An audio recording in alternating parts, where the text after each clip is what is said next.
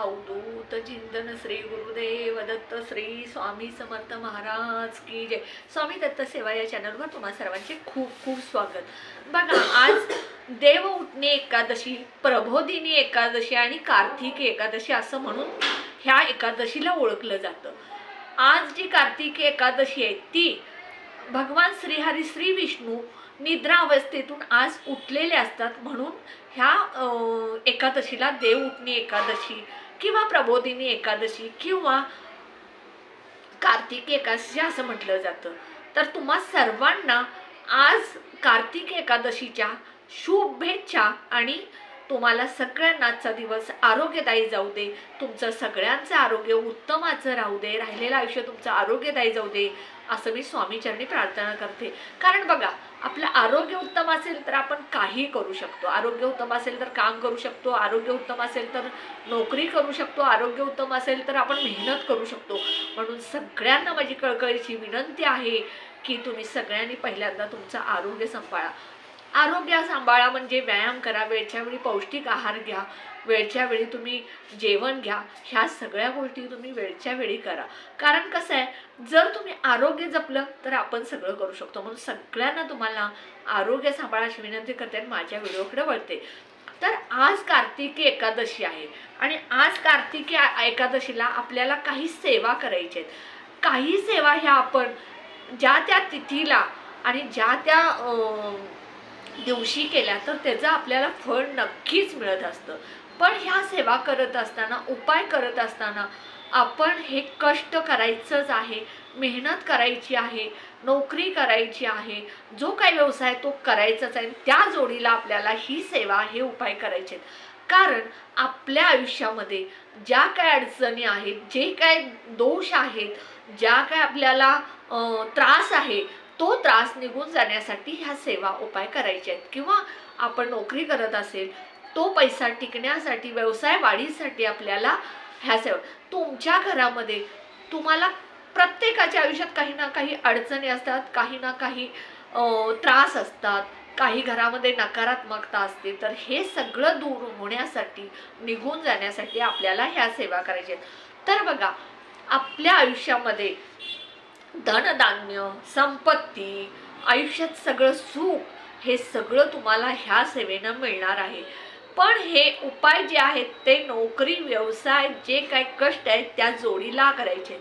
तुम्ही जर व्यवसाय नाही केला, नोकरी नाही केली, मेहनत नाही केली, फक्त आणि फक्त उपाय केले आणि तुम्ही म्हटला की अरे तुम्ही सांगितलेले उपाय केले पण फायदाच नाही झाला, पण तसं नाही। तुम्ही मेहनत करा, कष्ट करा, व्यवसाय करा आणि त्या जोडीला हा उपाय करा, त्याचं फळ तुम्हाला नक्कीच मिळणार।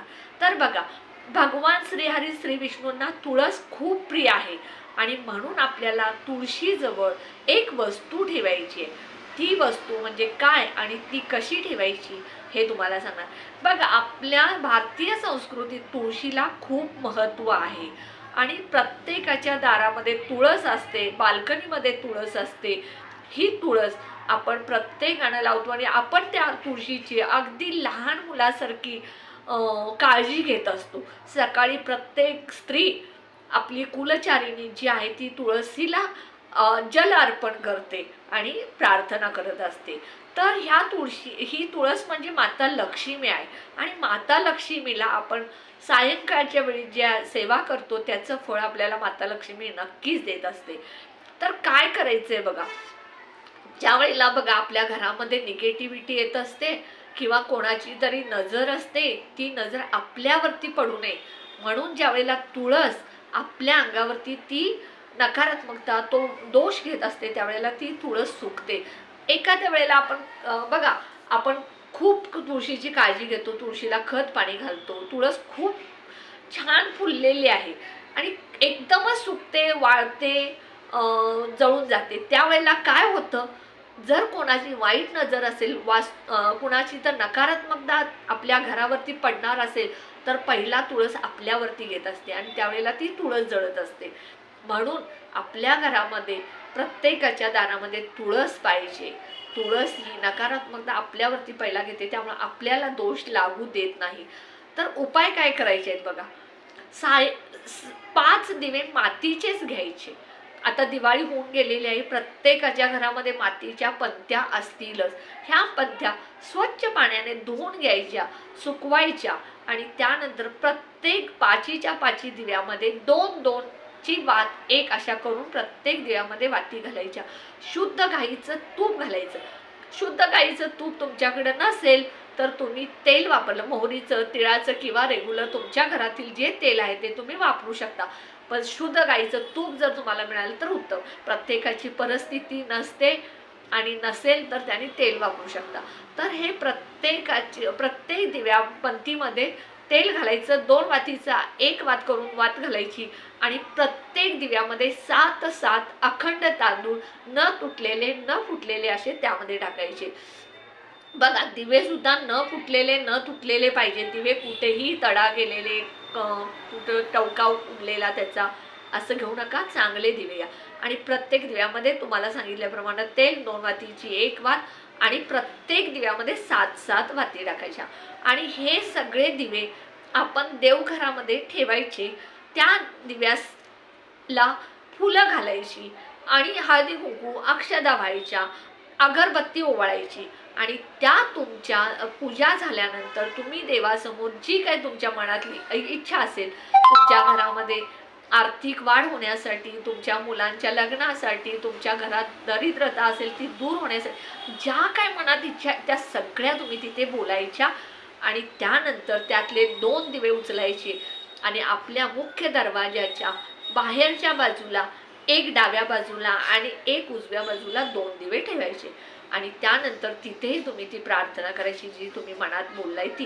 त्यानंतर दुसरे जो 2 दिवे आहेत ते देवघरात तुम्ही जो तुमचा रोजचा दिवा आहे तो सोडून 2 दिवे, म्हणजे तुम्ही 5 दिव्यातले 2 दिवे मुख्य दरवाजाजवळ ठेवला, 3 दिवे राहिले, त्यातले 2 दिवे देवघरात 1 उजव्या बाजूला हाताच्या आणि 1 डाव्या बाजूला हाताच्या ठेवायचं आणि तिथेही तुम्ही अगदी मनापासून तुम्ही जी काही इच्छा आहे ती बोलून प्रार्थना करायची आणि त्यानंतर जो 1 दिवा राहतो तो आपण माता लक्ष्मी म्हणजे तुळशी मातेजवळ जाऊन 1 तांदळाचं स्वस्तिक काढायचं आणि त्या स्वस्तिकवर हळदी कुंकू घालायचं आणि तिथे तो दिवा पंथी जी काय ती ठेवायची आणि माता लक्ष्मीला म्हणजे तुळशी मातेला प्रार्थना करायची की हे तुळशी माता, माझ्या अमुक अमुक ज्या काय तुमच्या इच्छा आहेत, अडचणी त्या बोलायच्या आणि तो दिवा तिथं प्रज्वलित करायचा.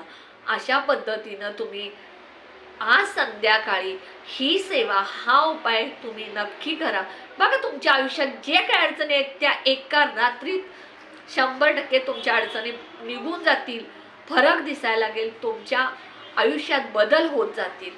अगदी मी नाही म्हणणार की लगेच तुमच्या आयुष्यात उद्याच्या उद्या करोडो रुपये येतील, लाख रुपये येतील, 50 तोळं सोनं येईल, अजिबात नाही.